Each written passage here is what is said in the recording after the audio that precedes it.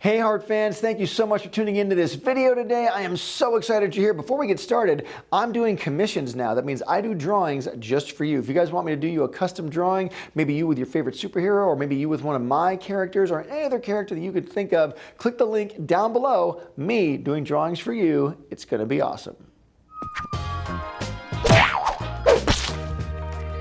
Hey gang, welcome to my art academy. No, that's a space academy. This is an art academy, and in this lesson, we're gonna learn the importance of the art of inking. No, not me. I'm talking about inking drawings. It's an important part of the art process, but believe it or not, it's something many artists don't spend a lot of time on. Seriously, let's take a closer look at the art of inking.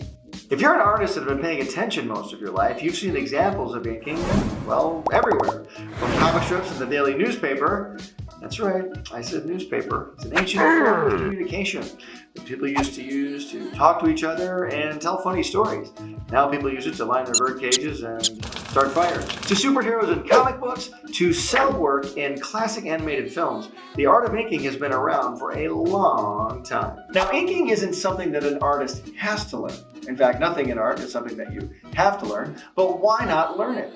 Everything you learn makes you far more skilled, far more well-rounded, and in a business sense, far more valuable. The original purpose of using ink on a drawing was to not only give it a high-quality finished look, but back in the day, the dark ink lines made the drawings easier to be seen after they were printed. But since those days, the art of inking became more than just a necessity for the printing of images and developed into a real art form. Okay, so what I've done here is draw a cartoon character using pencil. No problem, had a great time doing it, but now I want to really make it pop off the page. So I'm going to add some boldness to it, and that means I'm going to have to use the ink pen. Now I've got a choice to make. As an artist, I can be satisfied with my one skill, pencil work.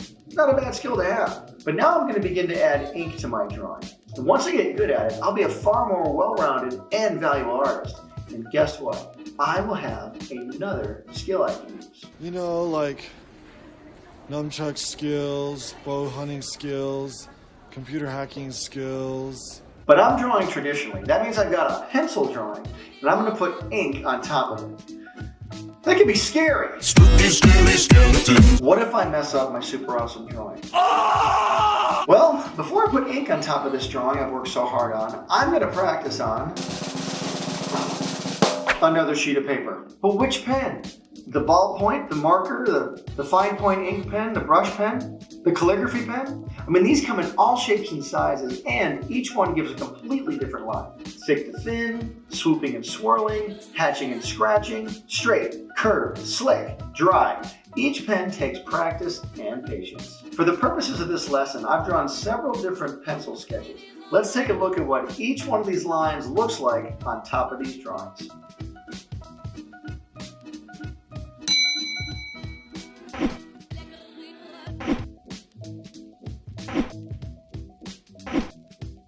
Interesting, huh? There's another way to refine your inking technique. If you've got digital art equipment, then you can use layers to practice inking over your original drawing. The cool thing about digital art is that if you mess up, you can simply delete the layer and start all over again. And there are some amazing digital images you can create. But I think as an artist, you need to learn traditional techniques. Today's modern technology obviously offers us many different opportunities to experiment with digital drawing, and that is super cool. But I recommend learning drawing with real ink and real paper so you can know how it feels. Train up your artist mind with traditional techniques, and then you can move on to digital. Plus, there really is nothing like being able to hand an original drawing to someone, a one-of-a-kind drawing that can't be duplicated exactly. And digital drawing feels way different than traditional. With digital art, you're actually drawing on glass as opposed to paper. Each requires a different skill set, so if you're up to it, practice both as much as possible. I like the look of the brush pen myself, so I'm going to commit to inking this drawing full on with the brush pen. Now you can ink your drawing any way you want. You can even do it digitally, but for me, I'm going to go traditional ink on traditional paper. Here we go. Now remember, no matter which pen you decide to use it with confidence. If you're unsure or unconfident about your line, it's really going to show.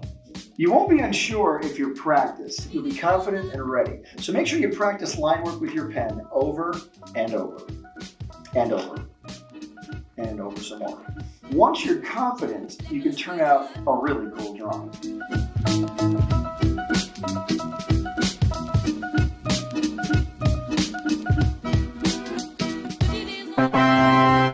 Now let's do another drawing. What we have here is a comic book type superhero, and comic books are pieces of art that are well known for having large areas of heavy inks. Remember, control your line, don't rush. And don't be afraid to use black areas in your drawing too. The black areas can really help guide the viewer's eye where you want it to go. I know a lot of artists, myself included, get very intimidated when it comes to laying down big, heavy black areas of ink. But why is that? I mean, what is it about inking that really freaks people out? Well, it's because it's permanent. That's why people get so freaked out. It's the permanence of it all. You can't erase it. But, like before, so you don't mess up your original drawing, start first by practicing on another sheet of paper. If you stick with it, you'll end up with some stuff you can really be proud of.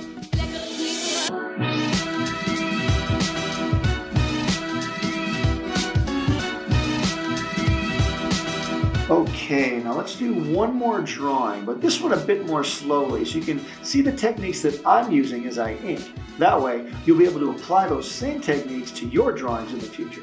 Ready? Here we go.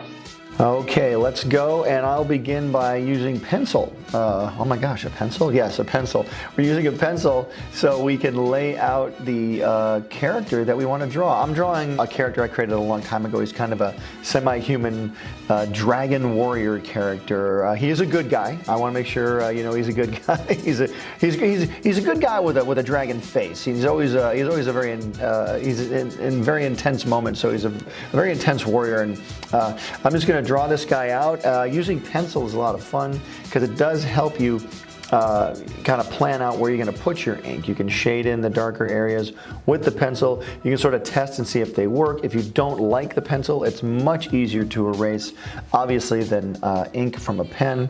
And just go slow. Draw your character in pencil. Keep yourself keep yourself excited about your drawing. If you don't like it, throw it away and start again. Before you get into the inking process, you want to make sure that you really know where your ink is going to go. It's okay to improvise if you feel comfortable doing that, but if not, using a pencil sketch can really help you solidify where the dark areas are going to be. It sort of gives you a preview as to what the final drawing will look like. So this pencil sketch took me about, I'd say, half an hour to draw. We sped the film up for you, obviously, and I'm adding some texture here for the scales. You don't need to do every scale on the dragon's body. You just want to indicate some areas there. You can do every scale if you want. That'll take a little more time. And then I just start inking. I'm using a zebra pen here. This is a pen from Japan.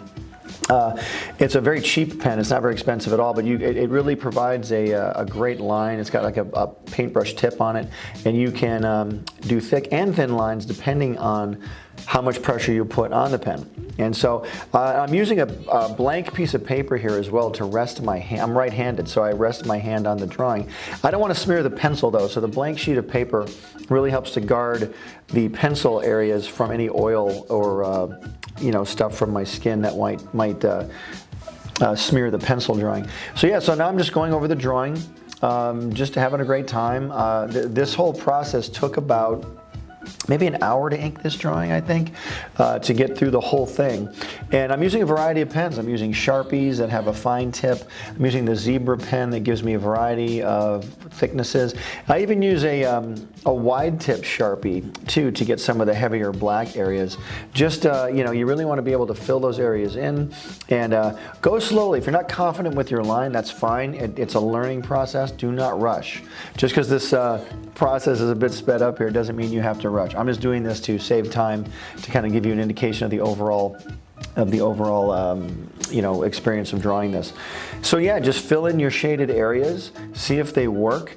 You can use whiteout or white paint to paint over any areas that you may not like, or you can change them. That's what comic book artists do. But in this case, I was pretty confident. I kind of went for it, and I've been doing this for a long time, so I was kind of confident where I wanted to put my black areas. And don't be afraid of those heavy black shaded areas. They're a lot of fun. They really give you a good contrast. And so when we're done, we finish up, we sign our drawing, and there you go. It's a lot of fun to use ink. Just be confident and take your time. So that's what inking is all about. There's still a lot of things to explore, and everybody's going to have a different experience. But if you use the fundamentals we talked about here, you'll find yourself doing, learning, and accomplishing a lot more than you ever thought possible.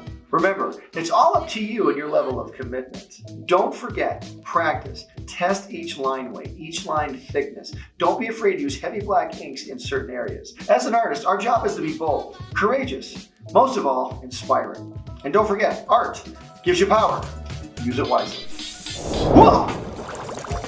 Hey Heart fans, subscribe here to keep up with me, Danny, Timmy, Dudley, Bunsen, and the NOOG Network, my new app full of cartoons, shows, and games. Download it here. Click over here to watch my most recent video, and here to start a playlist related to this video. Whoa! Check out that awesome fan art. To be featured here, use hashtag HeartFanArt and tag me. I'm on every social media platform known to man. Cartoon Butch out. Pencil drop.